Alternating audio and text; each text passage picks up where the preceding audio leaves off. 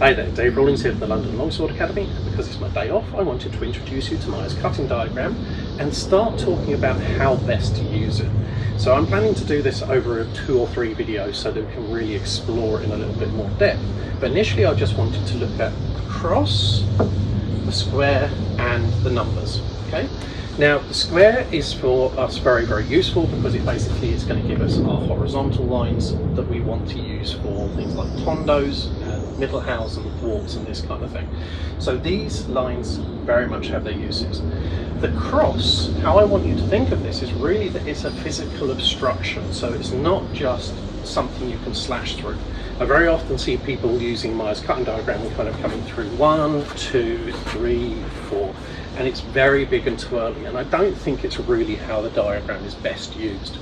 So what I want you to think of is that this cross can move as your opponent's response to your initial cut, and it can be their defense or their offense that you need to think of. Today we're going to really look at them just exposing another opening, so it's going to be their defense in effect.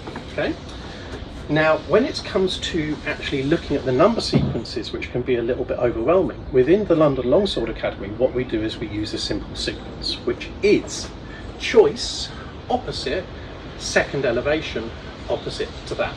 So if we have choice here, opposite, other elevation, opposite.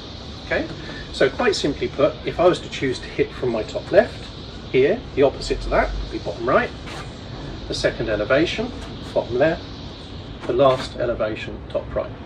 And you can do that with all of those, and that will be consistent with the diagram, so you can take it absolutely anywhere with that. So whichever stroke you're going to do, bottom left, top right, second elevation, opposite.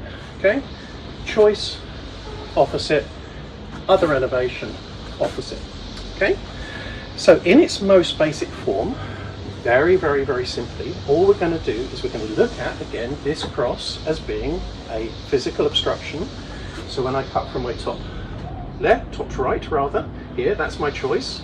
I'm going to pull the sword up and away. I'm going to make my second strike opposite to that, and that's going to be defended, but my hands are going to be up, so my cut has been obstructed by opponent.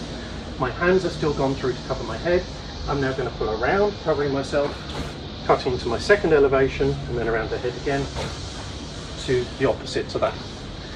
So that's our most simple way of understanding Meyer's cutting diagram initially. You have an obstruction that you will stop at, and then you'll move around that to a different target.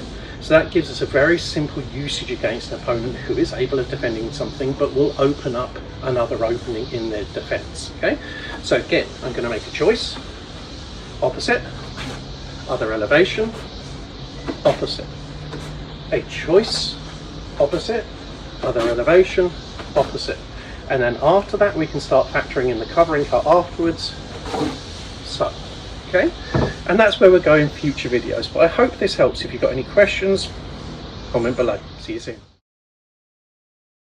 If you find this kind of instruction in Hebrew useful, it's worth bearing in mind that I run classes across London pretty much every night of the week. Longsword we have Monday in Old Street at 8 PM. We have it in Crystal Palace at 6:30 PM on Tuesdays.